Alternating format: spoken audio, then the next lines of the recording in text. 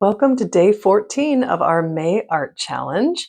Today we're painting a soft and whimsical sheep in watercolor, and no need to draw anything first. We're just going to do a loose painting with color and letting the painting take shape as we go.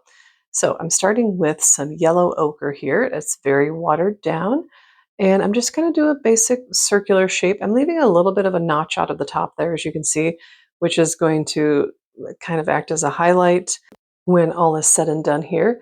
And you can see I left white throughout the body as well.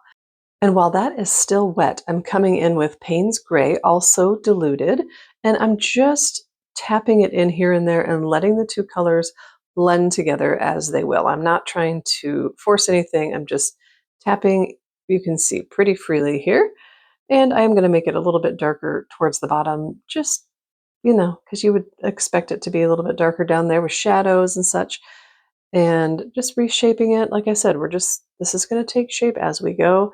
And for some reason, I wanted to add different colors to this. So I actually dipped into the color that I mixed for day 13's painting. This was the color of my canoe, and it was still in my palette. And like I've told you before, I like to use the colors in my palette rather than washing it after each time. Okay, I also had some scarlet red in my palette, so I went ahead and dabbed that in a few spots. Very diluted so it looks pink. I'm trying to show you that this is still wet. It's kind of hard to see on camera perhaps, but still wet, and I am going to paint the head, and it's going to blend. You can wait till it dries if you don't like how this kind of bleeds out. Just doing a horizontal line of black, and then I tapped my brush onto the paper towel to kind of dry it off a little bit, and then wiped across the top of that black line to stop it from bleeding too much into the top of the body there. And just bringing some of that color down into the shape of the face, which I feel like I should have left it right there, but I kept doing it, and he ends up having kind of a big old face, but that's okay. This is our whimsical little friend, and I love it. I love the result at the end. I think he's just fun and playful, and I hope you have fun with this too. I found this painting to be just playful and relaxing and quick, and I like quick paintings, so it was perfect for me today. And while I've got black on my brush, I am just going to paint in some stick legs here. Obviously, we are not doing a photorealistic sheep today, are we? Or ever. But just some whimsical little legs. I think they're hilarious. Cleaned off my brush, put some water on it, and I'm just brushing along the bottom of the feet to create a shadow. So the wet brush is going up into the feet and just pulling some of that water out.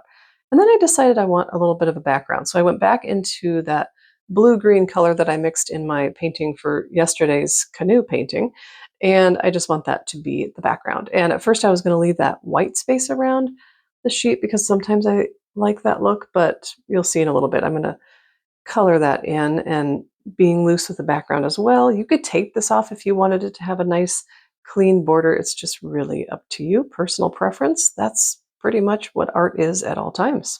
These colors are really lighter than I usually do in my paintings, and I kind of love it. I love how soft it's feeling, and he kind of looks like a little cotton candy fluff ball, and I'm liking that. All right, I let everything dry, and now I'm coming in with green. This is Hooker's green, very diluted. Again, just keeping my colors very light.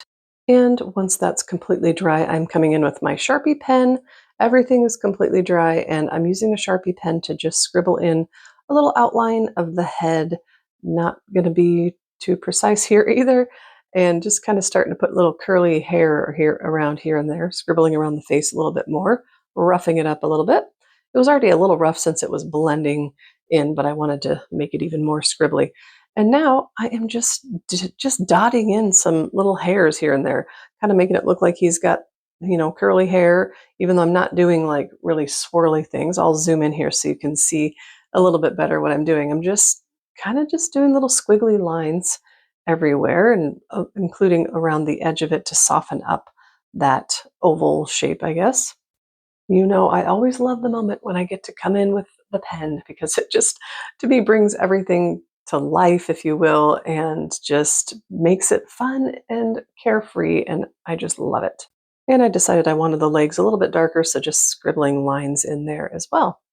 And then I thought I was done, but I thought, oh, he needs something to eat, so we'll add little tufts of grass in there. Again, just scribbly lines. Don't overthink it. There's really no wrong way to make something whimsical. It's just fun. Have fun with it.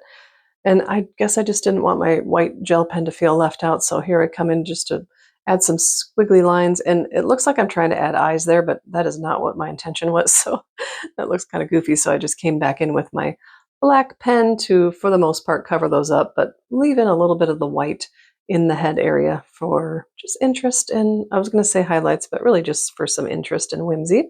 And go ahead and add your signature if you'd like. And if you'd like to see more fun and easy tutorials, I hope you will consider subscribing and check out the playlist if you've missed any of the past days. Hope to see you tomorrow for day 15.